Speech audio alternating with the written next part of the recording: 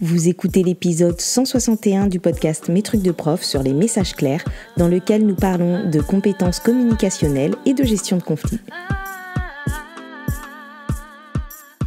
Je suis Émilie Lefatan, je suis formatrice et coach professionnelle spécialisée dans l'accompagnement des professionnels de l'enseignement, de l'éducation et de la formation. Et dans le podcast Mes trucs de prof, je partage avec la communauté enseignante des réflexions, des conseils, des découvertes, avec l'intention de réfléchir et de faire réfléchir, de remettre du sens et du bien-être dans les pratiques et par ricochet dans la vie des élèves. Mes trucs de prof est disponible sur toutes les plateformes et également sur le site mestrucsdeprof.fr. Et si vous avez envie de travailler avec moi, je vous propose de faire un tour sur mestrucsdecoach.fr pour découvrir les différents accompagnements que je propose, qu'ils soient individuels ou collectifs. Bonjour à toutes et à tous, aujourd'hui je vais vous parler des messages clairs, une pratique de gestion de conflits que j'ai utilisée dans mes classes il y a quelques années. Et figurez-vous que je suis retombée sur un script d'épisode que j'avais probablement préparé en 2019 et que je n'avais jamais enregistré. Donc la façon dont je vais vous en parler aujourd'hui n'aura pas grand chose à voir avec la façon dont je vous en aurais parlé en 2019 parce que j'ai évolué, j'ai changé. Mais comme la semaine dernière, j'ai donné une formation sur les compétences communicationnelles à des enseignants et des enseignantes spécialisées, je me suis sentie inspirée pour enregistrer enfin cet épisode. Donc le message clair, c'est un outil ou une démarche préventive, on pourrait dire ça comme ça, de gestion de conflit qui va permettre de résoudre des situations de conflit sans violence sur la base d'une communication claire et explicite. Donc elle va permettre de lever des non-dits avant que les conflits ne dégénèrent. C'est une démarche qui s'appuie sur l'approche de la CNV, la communication non violente, et sur les travaux du docteur Marshall Rosenberg, dont je vous parle dans l'épisode 98. Donc l'idée des messages clairs, c'est de proposer une démarche en 5 étapes dont les élèves pourront assez facilement s'approprier pour faire part de ce qui les dérange, de ce qu'ils ressentent et de pouvoir formuler une demande claire à leurs camarades. C'est une sorte de protocole de communication. Donc je préviens que je veux faire un message clair, je dis ce qu'il s'est passé, j'exprime mes ressentis et je formule une demande à mon camarade et ensuite je demande un feedback pour m'assurer que l'autre ait bien compris ma demande. Donc j'y reviendrai un petit peu plus loin dans l'épisode sur ce protocole, mais vraiment c'est une démarche qui va permettre de développer des compétences communicationnelles, de développer les compétences du coup des élèves parce qu'elle va les aider premièrement à savoir écouter, ensuite à savoir exprimer leurs émotions, leurs besoins, à poser leurs limites, à formuler des demandes à leurs camarades. Et petit à petit, eh bien, les élèves sauront mieux appréhender les situations de communication et communiquer plus efficacement pour pouvoir éviter que les conflits ne s'enveniment. Il ne s'agit donc absolument pas d'éviter les conflits, mais vraiment de savoir résoudre des situations difficiles, de savoir dire des choses qu'on n'a peut-être pas l'habitude de dire pour éviter justement que ces situations ne s'enveniment. Et donc ce que je viens de vous citer là, le fait d'écouter, le fait de pouvoir exprimer ses besoins, ses émotions, le fait de pouvoir aussi repérer le contexte d'une situation de communication, donc parce que parfois il va falloir savoir si c'est le moment de faire un message clair ou si c'est pas approprié, et bien tout ça là il s'agit des 3 compétences à développer pour pouvoir développer une communication constructive, c'est-à-dire une communication qui fasse avancer tout le monde, où on puisse se sortir de certaines situations un petit peu difficiles et qu'on puisse avancer en maintenant un lien. Il s'agit là donc de compétences psychosociales dans leur aspect social, la capacité à savoir communiquer efficacement, à communiquer de façon constructive, à développer des relations avec les autres pour pouvoir coopérer, s'entraider, mais aussi à savoir résoudre des difficultés en osant demander de l'aide, en s'affirmant, en étant capable de résoudre des conflits et de trouver vraiment des solutions qui soient positives pour tout le monde. Et ce qu'on appelle une communication constructive, c'est vraiment l'idée de savoir adopter des comportements qui vont faciliter les échanges avec les autres, même dans des situations difficiles. Et c'est ce que permettent les messages clairs. Ça permet vraiment de créer un cadre de communication qui va être propice à l'écoute, aux échanges, là, dans l'idée de non pas éviter les désaccords, mais de pouvoir ensuite s'en servir pour trouver une solution, grandir ensemble. Et voilà pourquoi je trouve que cette pratique des messages clairs est vraiment intéressante à développer, et c'est pour ça que je vous en parle aujourd'hui. Le message clair, en fait, ça va être un premier pas aussi pour développer ce qu'on appelle l'assertivité. L'assertivité, c'est l'attitude de communication qui va nous permettre de pouvoir nous affirmer sans écraser les autres. C'est-à-dire que c'est une attitude qui va s'opposer à deux autres attitudes que sont la passivité et l'agressivité. Et l'idée, en étant assertif ou assertive, c'est de pouvoir permettre de dire des choses difficiles pour faire respecter ses droits, pour faire respecter nos besoins, tout en étant respectueux des droits, des besoins, des ressentis des autres. Et donc, c'est vraiment cette attitude assertive qui va favoriser des échanges constructifs. Sauf que parfois, dire les choses, dire nos besoins, dire ce qu'on ressent, dire non, dire stop, c'est pas toujours facile. Il y a des personnes qui n'osent pas le faire et il y en a d'autres qui osent trop le faire sans trop écouter les autres. Et pour en revenir en tout cas au message clair, cette démarche qui est un peu protocolaire parce qu'il y a vraiment des étapes bien précises et déterminées à suivre, justement le fait qu'il y ait un protocole fixe, ça va permettre de cadrer tout ça. Ça va permettre à la fois de créer un espace un peu safe, un peu sécurisant, où il sera possible pour l'élève de formuler ça, de formuler son besoin, de formuler ce qui le dérange, de formuler ce qu'il ressent. Et justement, le fait qu'elle apporte des formulations, ça va être aidant et ça va aussi favoriser l'écoute de l'autre. Le fait qu'il y ait un cadre et qu'on sache qu'on est dans le cadre du message clair, tout de suite, le fait, parce qu'au début du message clair, on annonce « je veux te faire un message clair », et bien tout de suite, ça interrompt un peu ce qui se passe pour pouvoir se dire « ok, là, on va me dire quelque chose, va falloir que j'écoute ». L'autre intérêt de cette démarche, c'est qu'elle permet aussi à l'adulte, donc à nous enseignants, de ne pas être trop interventionniste ou solutionniste. Ça, je vous en parlais dans l'épisode 108 sur la gestion de conflits où je recevais Émilie Enrault de Qui fait l'école et où on faisait un point là-dessus, où on disait qu'on a parfois tendance à se focaliser sur la recherche de solutions, la sanction, en se disant que c'est à nous de trouver la solution et du coup, ce qui nous empêche d'être dans l'écoute et parfois qui ne nous permet pas de laisser les élèves aussi s'exprimer et trouver leur propre solution. Et donc, dans les situations de gestion de conflit, on a tendance parfois à ne pas suffisamment écouter et à penser immédiatement sanction, réparation. On veut que les choses soient vite résolues, on ne prend pas forcément le temps parce qu'en plus on n'a pas ce temps pour tout écouter tout le temps, etc. Et du coup on n'arrive pas toujours à aider les élèves à communiquer et à trouver leurs propres solutions.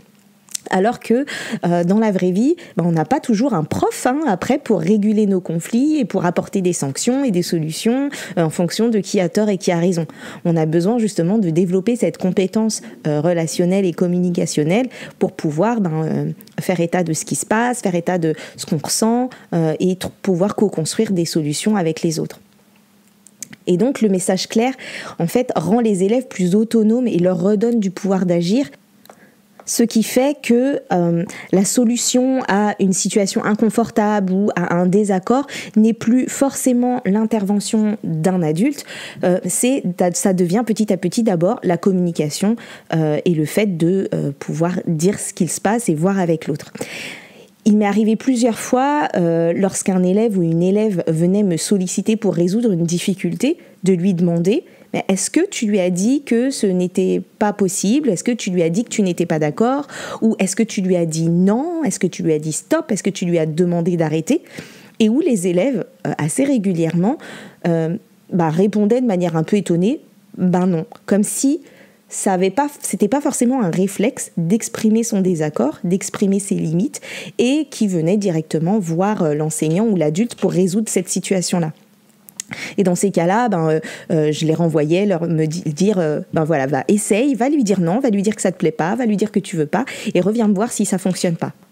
Et en fait, ça c'est vraiment une compétence communicationnelle qui, même chez nous, parfois adultes, il n'y a qu'à voir au sein d'une équipe, c'est pas toujours aisé de pouvoir dire non, dire stop, on n'y pense pas forcément et on se laisse parfois empiéter, on se laisse parfois déborder en tout cas sur nos limites parce qu'on n'a pas appris à dire non, à dire stop tout simplement et sans que ce soit un souci. Je vous disais donc que la démarche du message clair se décompose en 5 étapes. Et pour les personnes qui connaissent un peu la CNV ou qui ont écouté l'épisode 98, vous remarquerez qu'on y retrouve la démarche OSBD de la CNV. OSBD pour observation, sentiment, besoin, demande. Je vous renvoie donc à l'épisode 98 si vous voulez avoir plus de précision. Et la première étape du message clair, c'est le fait de dire à l'autre personne qu'on veut lui faire un message clair. Comme je vous le disais tout à l'heure, ça permet de poser le cadre du message clair et le contexte. Ça permet de marquer une pause aussi, et puis ça laisse du temps pour se mettre à l'écart. Souvent, c'est intéressant de pouvoir aller à un endroit précis pour faire le message clair. Ça permet d'instaurer les conditions d'écoute. Donc si je suis un élève, je connais le protocole du message clair, on me dit qu'on veut me faire un message clair, donc je change de posture. Je sais que l'issue du message clair n'est pas une remontrance, mais que l'objectif c'est d'améliorer la situation et qu'il y a quelqu'un qui a quelque chose à me dire. Donc dans ma classe, quand on voulait se faire un message clair, cela nécessitait de se lever et d'aller à l'endroit prévu pour cela, où les étapes d'ailleurs du message clair étaient affichées. Et ça permet aussi de régler ces différends à l'abri des oreilles indiscrètes et d'éviter l'effet de groupe ou que les autres entendent ce qui se dit. Ça se passe vraiment entre les deux personnes qui sont en train de se parler. Le fait de faire un message clair, ça implique aussi un engagement d'écoute. Quand quelqu'un me fait un message clair, je m'engage à le laisser dérouler tout son message clair sans l'interrompre jusqu'à la demande. Même si je ne suis pas d'accord, j'écoute l'autre. Et après, j'aurai le droit de m'exprimer. Et l'autre, en fait, on sait qu'il exprime un besoin et qu'il est important de savoir l'écouter. Donc, cette introduction de je veux te faire un message clair, elle invite à tout ça, à l'engagement d'écouter, à attirer l'écoute de l'autre et à poser le cadre de ce protocole. Ensuite, la seconde étape du message clair, ça correspond au O de l'OSBD, à l'observation, c'est-à-dire qu'on va évoquer les faits, dire ce qu'il s'est passé. Et pour cela, le protocole propose une formulation qui commence par quand tu, par exemple, quand tu agites ton crayon, ou quand tu prends quelque chose dans ma trousse sans me demander, ou quand tu me parles alors que j'essaye de travailler, etc., pour décrire ce qu'il se passe. Ça permet d'être concis et de cibler le fait pour ne pas trop s'étendre et pour pouvoir être bref. Par exemple, donc quand tu prends mon stylo sans me demander, ou bien quand tu me demandes, quand tu me donnes un coup de coude, ou quand tu me parles pendant que je réfléchis, etc. Et ensuite, ça permet de formuler la troisième étape qui est l'effet sur soi, ce que ça me fait, comment je me sens. Et donc pour cela, l'incise proposée, c'est de dire « et je me sens » ou « je me suis senti » ou bien « ça me ». Par exemple, ça me dérange, ça m'agace, voilà.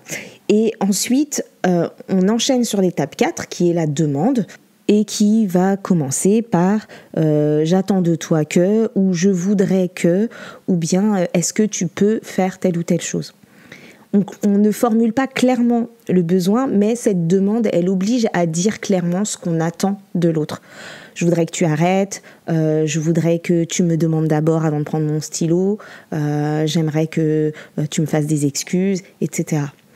Et puis enfin, après cette demande, on conclut son message clair par une demande de feedback pour s'assurer que nous avons été bien compris et que l'autre a bien compris notre demande.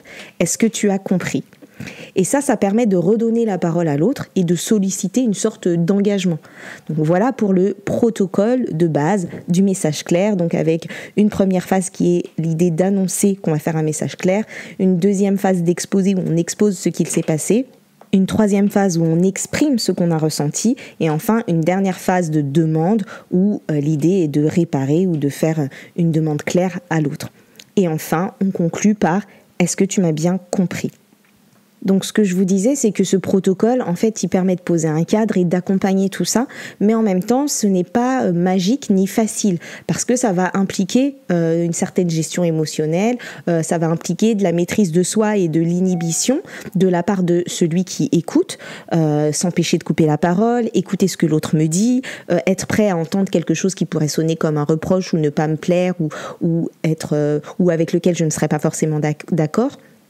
Et ça va aussi nécessiter d'entrer en empathie avec l'autre pour comprendre ce que vit l'autre et ce qu'il est en train de m'expliquer.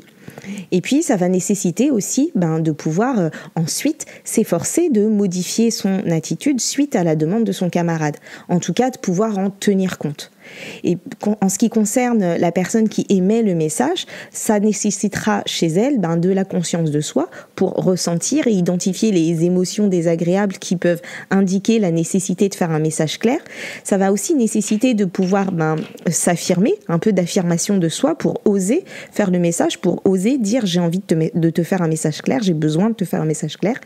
Et puis il va falloir pouvoir verbaliser, mettre des mots sur les faits, sur ce qui s'est passé, sur ses sentiments, pouvoir formuler une demande. Et pour certains élèves, ça nécessitera un étayage au début, en tout cas d'être accompagné. Et puis enfin, il y a aussi le fait qu'une demande, parce que c'est une demande, c'est quelque chose qui va parfois être négociable. Parfois, la demande qu'on va faire à l'autre, j'ai besoin que tu fasses ceci ou j'aimerais que tu fasses cela, ça peut déboucher sur un refus ou une négociation. Donc, il faut être capable aussi de gérer ça et donc de pouvoir basculer en posture d'écoute ou d'empathie pour l'autre pour pouvoir continuer cette négociation, parce que dans certains cas, on fait un message clair à l'autre et l'autre n'a pas vécu la situation de la même façon et donc aura besoin lui aussi en retour de faire un message clair ou de dire en fait je suis pas tout à fait d'accord pour m'excuser parce que tel et truc, j'aimerais te dire telle et telle chose, etc. Et en fait une demande c'est négociable parce que un message clair, c'est pas une nouvelle façon de donner des ordres aux autres. C'est vraiment une demande qui doit être précise, limitée dans le temps, réalisable. Parfois, dans les débuts de mise en œuvre du message clair, il y a des élèves qui peuvent faire des demandes qui sont pas entendables ou pas forcément réalisables. Donc tout ça, ça va être l'objet d'un apprentissage petit à petit. Les premiers messages clairs, ils nécessiteront d'être débriefés, d'être réajustés. Parfois, il faudra aussi accompagner la gestion émotionnelle liée à un refus ou à une situation qui n'est pas réglable par un message clair. Mais vraiment, dans l'ensemble, le message clair, c'est souvent un beau point de départ qui permet de désamorcer de nombreuses petites situations en réinstallant de la communication. Les élèves découvrent parfois par l'intermédiaire du message clair qu'ils peuvent dire non, qu'ils peuvent dire stop, sans s'énerver, sans déclencher les foudres de la personne qui est en face. Ils apprennent aussi à ne pas être d'accord et à ce que ça ne soit pas forcément un énorme problème. Ils apprennent en fait qu'ils peuvent trouver des solutions, qu'ils peuvent discuter des choses et qu'ensuite on peut continuer de travailler ensemble dans de bonnes conditions. Pour les mettre en place en classe, il sera utile de pouvoir prendre un temps pour introduire et enseigner la démarche du message clair, dire aux élèves pourquoi on propose cela, ce que ça va leur apprendre à faire, détailler les compétences communicationnelles qu'ils vont mettre en œuvre à ce moment-là.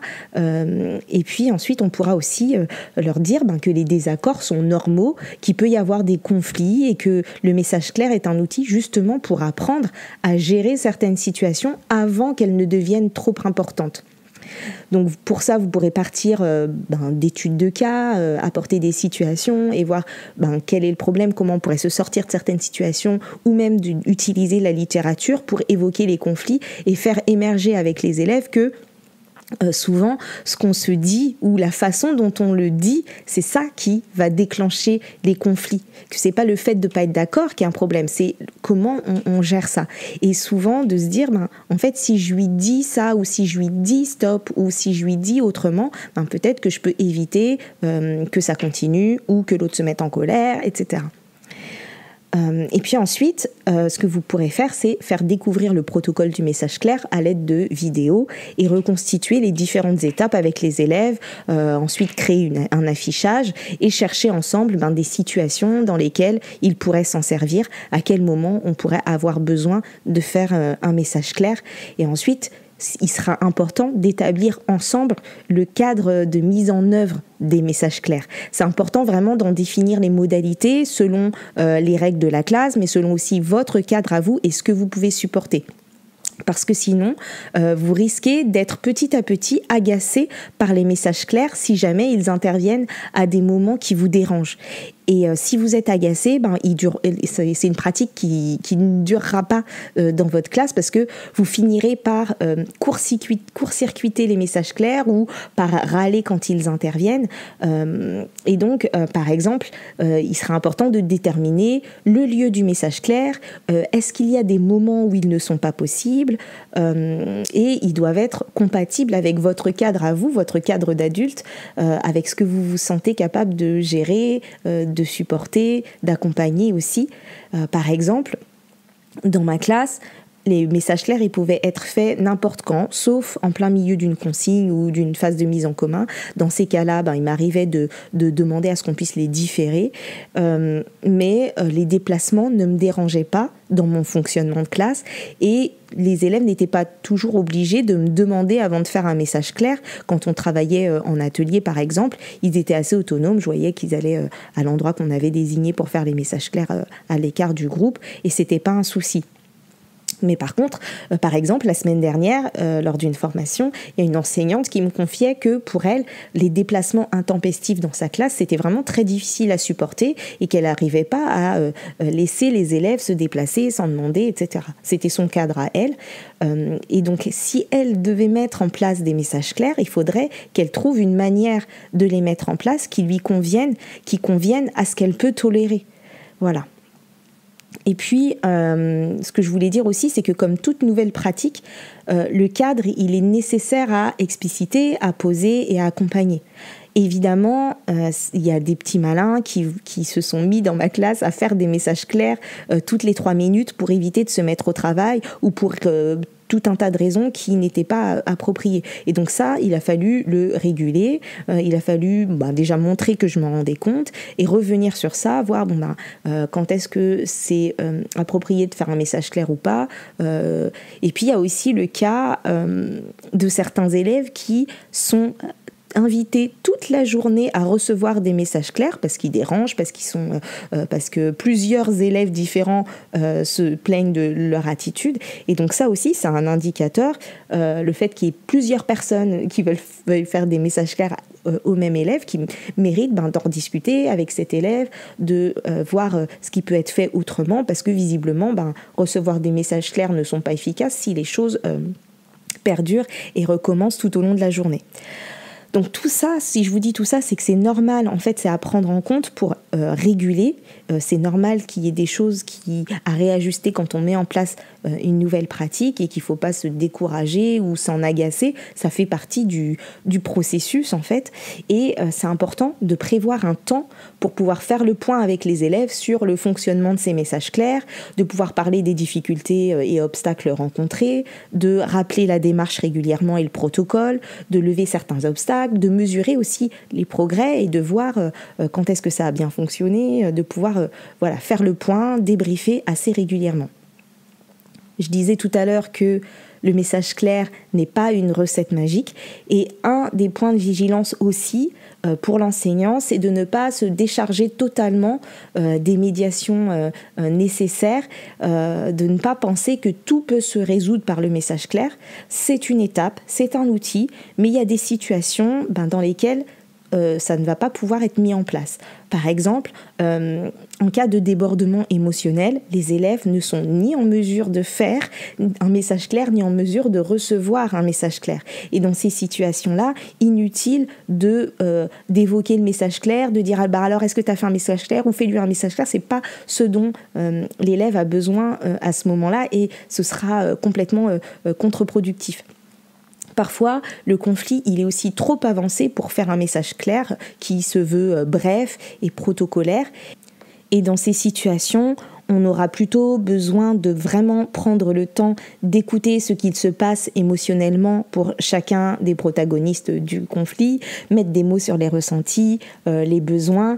Et souvent, il faudra une tierce personne, un médiateur, l'enseignant, pour traduire tout ça, parce que, notamment quand on est dans une situation de débordement émotionnel.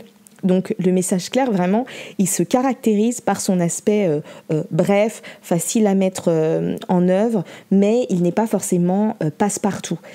Par contre, les principes sur lesquels il s'appuie sont plus passe-partout, c'est-à-dire l'écoute, l'expression des sentiments, l'expression des besoins, le fait de faire une demande, de s'assurer qu'on a été bien compris. Tout ça, c'est des choses qui pourront être réutilisées dans de nombreuses situations, mais avec une temporalité un peu différente et parfois avec la nécessité de faire intervenir une autre personne. Et notre rôle d'adulte, vraiment, c'est d'accompagner sa mise en œuvre, de poser les conditions et le cadre pour que ce soit réalisable, que les élèves soient en sécurité aussi pour pouvoir le faire, essayer de le faire, savoir se mettre en retrait sans disparaître complètement ou sans disparaître trop tôt, donc accompagner la mise en œuvre. Et puis, on pourra aussi parfois encourager la pratique, par exemple dire est-ce que tu as pensé à faire un message clair ? Parfois, ça va être plutôt est-ce que tu veux que je t'aide à formuler un message clair ? Donc, vraiment, il y a cette idée d'accompagner la mise en œuvre, d'organiser régulièrement des temps de retour, de débrief, de régulation, parce que c'est important. Et puis, enfin, ça va nécessiter chez nous à la fois du lâcher-prise pour pouvoir accepter de ne pas tout gérer et de ne pas être en ingérence dans tous les conflits, de laisser aussi l'espace aux élèves pour pouvoir gérer ces situations-là et en même temps de la présence et de la disponibilité pour encadrer ce dispositif, pour que s'assurer que ça se passe bien. Ça va passer par exemple par des moments où quand des élèves se sont fait un message clair et qu'ils reviennent, on a quand même un œil pour voir si ça s'est bien passé. On peut leur demander est-ce que vous avez réussi à trouver une solution grâce au message clair ? Voilà, on ne se détache pas complètement de tout ça tant qu'on n'observe pas que les élèves sont vraiment autonomes pour le faire. Donc évidemment, cette pratique, elle va aussi prendre encore plus de sens et gagner en efficacité dans le cadre d'un travail d'équipe, quand toute l'équipe peut s'en emparer. Mais il n'est pas impossible de l'impulser à l'échelle de sa propre classe. C'est ce que j'ai fait et ça fonctionne aussi.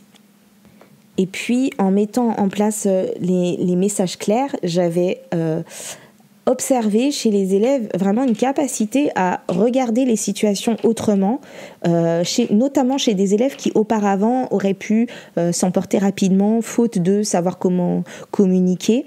Je me souviens aussi avoir entendu certains élèves dire à d'autres « t'as qu'à lui faire un message clair », ce qui montrait que ils s'étaient vraiment emparés de la méthode. Et puis à mon échelle, ça avait largement diminué le nombre de mes interventions. Et puis assez rapidement, j'ai aussi observé qu'au-delà des messages clairs, les élèves arrivaient à demander un temps pour régler un litige sans moi. Je leur proposais toujours, je leur demandais tout le temps s'ils étaient capables, s'ils s'en sentaient capables ou non, s'ils avaient besoin de mon aide ou pas. Mais le fait de laisser cet espace-là, ça leur permettait aussi petit à petit de réussir à dire non, on a juste besoin de discuter, ils discutent. Et sans forcément être dans le protocole du message clair.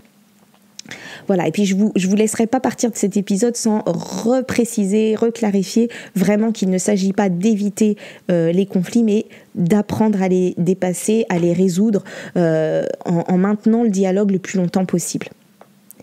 Et puis on pourrait, nous aussi, y avoir recours.